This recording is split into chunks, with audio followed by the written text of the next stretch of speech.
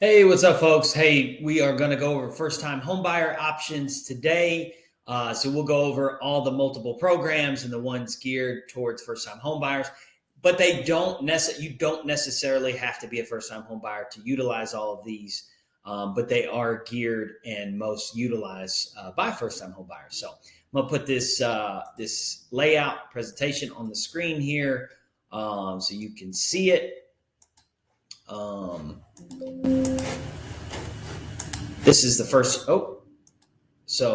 time home buyer options is the title, program options. And so the first one we're going to go over is FHA, which is 3.5% down payment. It is a low down payment option, but there is an option with down payment assistance or without down payment assistance. And I'm going to show you the difference on those on the next slide. All right.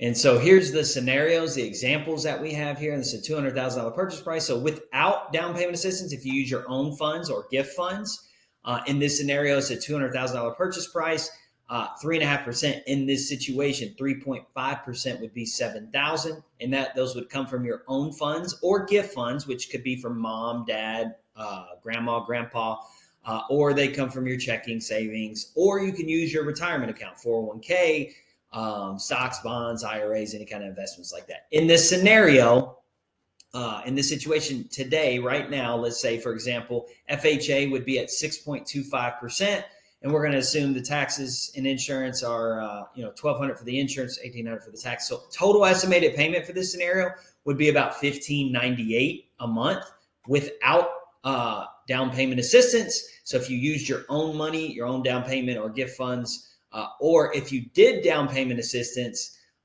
they would give you a down payment assistance loan for $7,000, which you would have to pay that back. So at 3.75%, but the interest rate on the loan itself is 6.75. So you see the interest rate is going to be higher than without down payment assistance. And then same assumption for taxes and insurance. So we've got a total estimated payment of 17. Oh, let me get back there.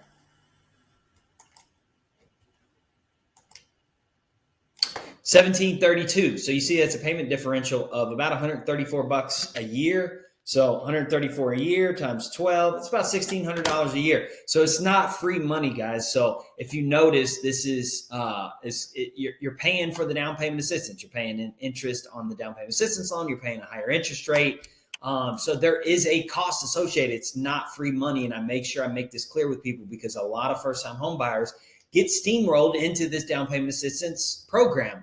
Don't think it's always the best option, but I do like to present options. Say, hey, if you can do your own down payment, here's what it looks like. If you can't, that's what it looks like. So, or if you can do your own down payment, but you're just trying to conserve the cash, you don't want to use it on a down payment, and you need to keep it in a savings or want to use it for, to rehabilitate the house or do some home improvements, then I get that. But just know that there is a cost associated with that.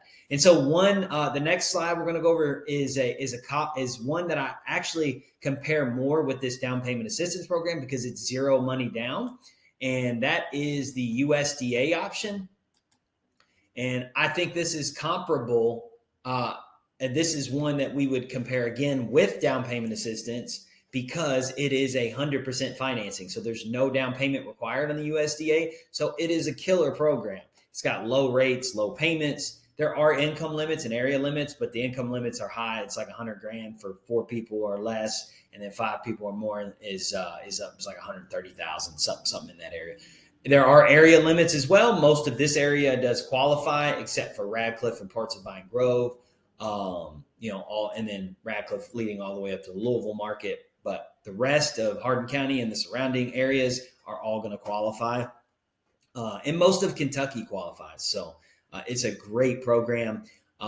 This is comparable to the down payment assistance option because, again, there is no down payment. So, but to use an example to show you the swing on this, on how much better this is than the down payment assistance program, on a $200,000 purchase price, same assumptions, insurance and taxes, we're going to total estimated payment $1,493. So again, it's like $140 cheaper a month on the USDA option. So if you can qualify for that, we're going to try to get you in that program before the down payment assistance program. That down payment assistance is going to be more of a last resort because as you see, the payment rate, everything's so much cheaper with the USDA option.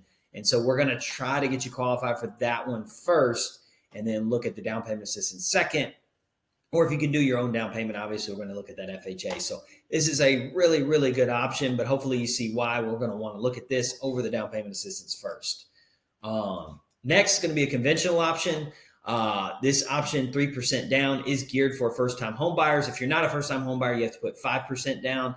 They do have an option where you're not a first-time home buyer, but you have to be under like a certain income threshold, like $60,000 a year, to be able to qualify for this 3% down.